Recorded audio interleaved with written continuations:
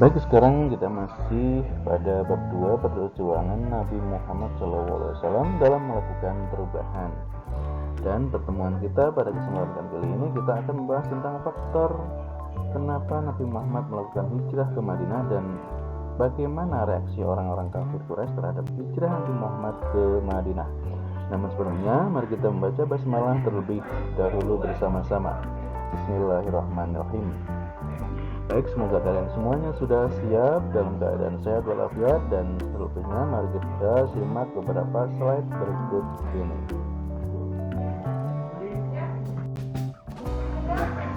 Tujuan pembelajaran pada kesempatan ini yaitu melalui model pembelajaran jarak jauh beserta didik diharapkan mampu menjelaskan faktor Nabi Muhammad melakukan hijrah ke Madinah dan reaksi kafir Quraisy terhadap hijrah Nabi Muhammad ke Madinah.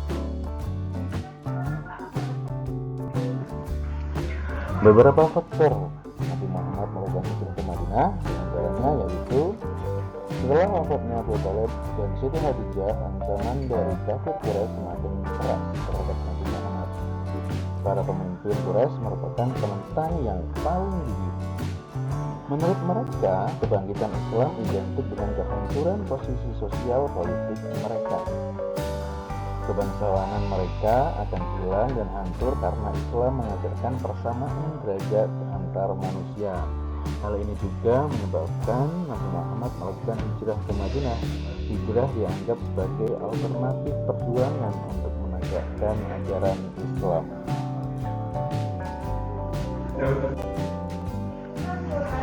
Ada beberapa faktor yang mendorong Nabi Muhammad memilih Yathrib atau Madinah sebagai tempat hijrah umat Islam.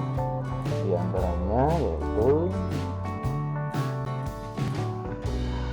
Yathrib adalah tempat yang paling dekat dengan Makkah waktu itu. Jadi kalau kita lihat di Google Map ya, di sini sudah kelihatan bahwa untuk menuju ke Mekah dari Madinah membutuhkan 4 jam 22 menit ini kalau naik mobil lewat rute 15 ya.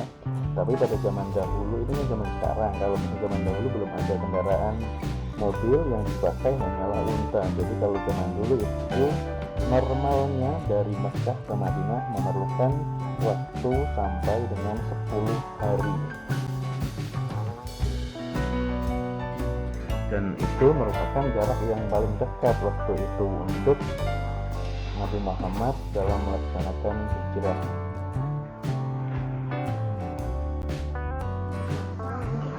Yang kedua, sebelum diangkat menjadi nabi, beliau itu telah mempunyai hubungan yang baik dengan penduduk kota tersebut.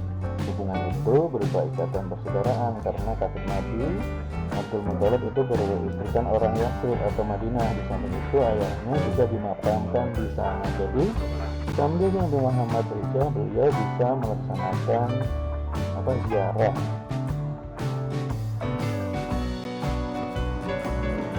Dan faktor yang berikutnya yaitu karena penduduk Yathrib itu sudah mengenal Nabi karena kemudian bukti dan sifat-sifatnya yang baik. Jadi kalau misalnya malah orang-orang Yathrib atau Madinah itu mengharapkan kehadiran atau kedatangan Nabi Muhammad di Yathrib.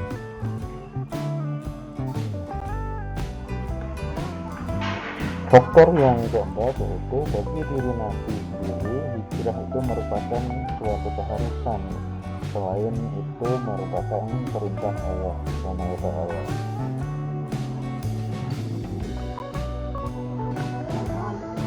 Dan menurut Syekh Al-Khudari, hijrah itu adalah sunnah para nabi sebelumnya. Tidak seorang nabi pun dari mereka melainkan ia tinggalkan negeri kelahirannya. Mulai dari Nabi Ibrahim, Nabi Musa, Nabi Isa dan lain-lain, mereka juga mengalami proses hijrah.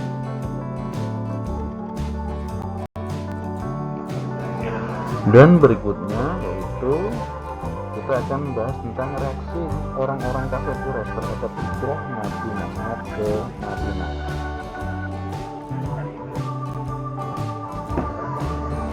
Ketika tokoh dan masyarakat kafir Quraisy mendengar keinginan dan persiapan Nabi Muhammad akan pergi meninggalkan kota Makkah menuju Yathrib, mereka melakukan pertemuan di Darun Nadwah Pertemuan tersebut terjadi pada hari Kamis 26 Safar tahun ke-14 Kenabian, bertepatan pada tanggal 12 September 622 Masehi, yang dihadiri oleh seluruh suku Quraisy.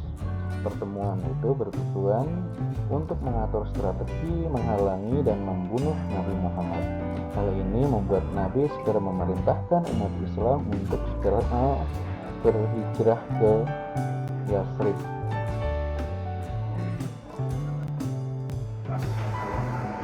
Dalam waktu 2 bulan, hampir semua umat Islam kurang lebih 150 orang telah meninggalkan kota Mekah. Hanya Ali dan Abu Bakar yang tetap tinggal di Mekah bersama Nabi. Dari hasil pertemuan di Darun Nadwah, orang-orang kafir itu ada beberapa usulan terkait tindakan yang akan mereka terapkan kepada Nabi Muhammad.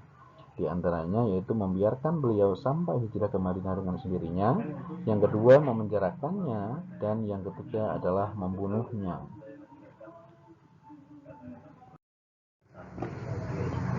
Setelah Nabi Muhammad SAW meninggalkan Makkah, kafir Quraisy tidak menyiksa keluarganya karena 2 alasan.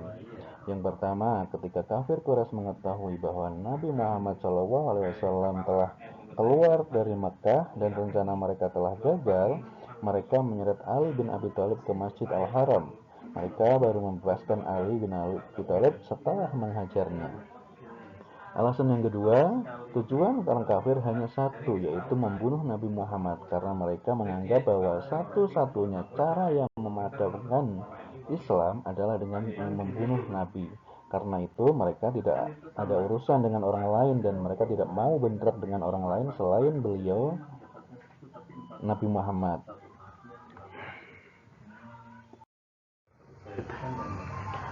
Sedangkan alasan orang-orang kafir tidak menyiksa umat Islam setelah Nabi hijrah adalah mayoritas umat Islam telah hijrah sebelum Rasulullah. Karena sebab utama rencana pembunuhan Rasulullah karena hijrah besar-besaran yang dilakukan umat Islam ke Madinah dan tersebarnya Islam di kota tersebut.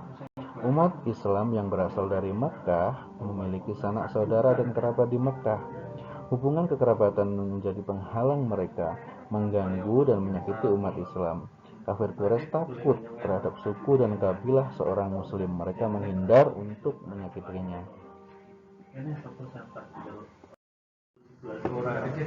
Nah, setelah kalian menyimak beberapa slide di atas, sekarang untuk tugas kalian coba buatlah satu saja pertanyaan yang jawabannya ada dalam materi slide di atas tadi ya. Silahkan kalian tulis pertanyaan tersebut di buku tugas kalian. Dan sekian dari saya, kita akhiri dengan bacaan hamdalah bersama-sama. Alhamdulillahirabbil alamin. Wassalamualaikum warahmatullahi wabarakatuh.